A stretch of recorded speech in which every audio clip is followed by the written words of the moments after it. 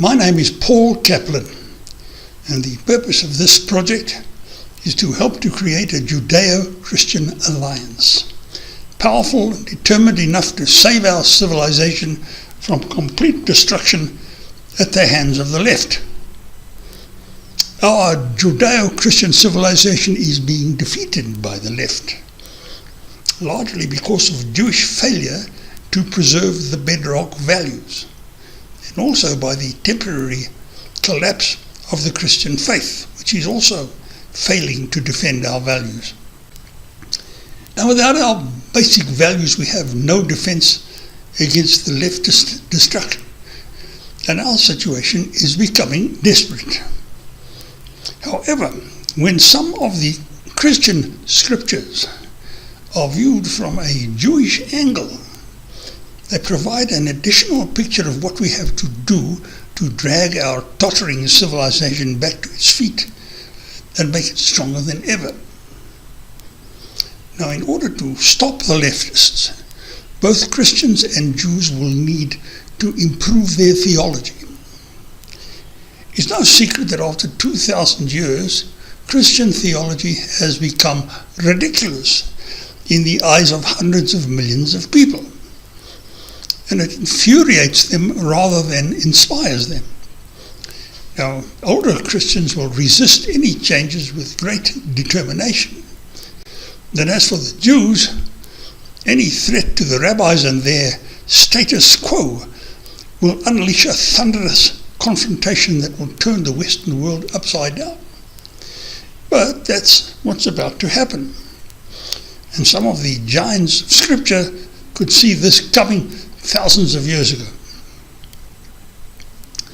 So let's begin with the Jewish view of New Testament Scripture, beginning with Matthew 24.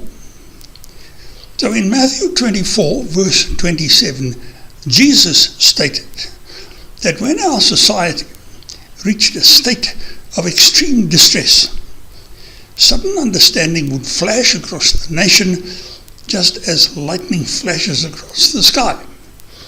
And he then said in verse 28 that wherever our values had been utterly trashed, then every vulture in creation would gather round to gorge themselves on our substance. And that's precisely what we see now. All over the corporate world, they gorge themselves on our substance. And Jesus then said that this greed and general collapse of moral fiber would soon be followed by the complete and disastrous ethical and moral failure of all of our trusted institutions. And also included in that failure would be our most deeply held convictions. They would be called in question.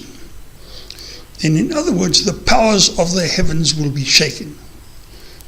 And when we look at the ruthlessness of our business moguls and the childishness of our politicians and the news media and the paralysis of our religious institutions, we can see exactly what Jesus meant. And any intelligent person can see that the values and principles that have kept us going over the centuries are being smashed to pieces by leftists, by Democrats, the media, the homosexuals, the atheists, and our so-called educators. And to make it worse, the churches and synagogues have no idea what to do about it, or even if it is their job to do anything about it. But then, in verse 30, Jesus also said that when things became really desperate, we would suddenly see what the trouble was. And that's precisely what's about to happen. So the book of Revelation now takes over the narration of Jesus' Matthew 24 prophecy. And in Revelation, John predicts that when we reach our present distressed state, a small number of Jews will become highly suspicious of their trusted Orthodox synagogue. And they'll see that this crucial institution has in fact been the evil entity that has brought the Jewish people 2,000 years of misery and tribulation, the like of which no other nation has ever known or ever shall. these same alert Jews will also see that this same rabbinate continues to this day to corrupt and distort the values and personality of the Jewish people, and are even now causing the Jews to endanger the whole of Western civilization. And in fury we will rise up against these rabbis, and they will get what's coming to them. So as John put it in Revelation 12 verse 7, and there was war in heaven. Michael and his angels fought against the dragon, and the dragon fought, and his angels. So in other words, the struggle for Jewish hearts and minds is about to start.